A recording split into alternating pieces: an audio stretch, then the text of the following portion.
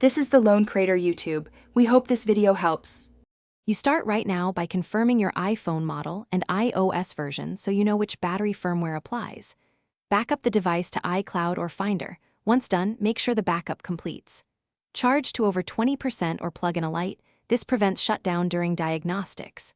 Gather tools, a pentalobe screwdriver and a spudger. These first steps avoid data loss and allow safe disassembly. Do not proceed until backup and charge are verified. Once done with prep, check settings battery health and read the unverified message. Note any serial mismatch.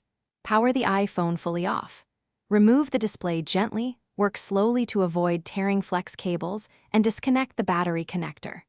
Document connector positions with clear photos. This helps if connectors look similar. Install a genuine or correctly matched replacement battery, seat it fully, reconnect the battery and display. Then torque screws to original positions before reassembly, so the device recognizes the new component. After reassembly, boot the iPhone and check battery health. A correct install and calibration should show verified status. To calibrate, charge uninterrupted to 100%, then use the phone until it shuts down and recharge to 100% again. This helps the system measure capacity accurately. If the unverified label persists, power down and recheck connectors and seating. Once connectors are confirmed, consider reflash options if you have tools, or take it to Apple-authorized service. This single troubleshooting step resolves most recognition errors. Thanks for watching. Consider subscribing if we helped you.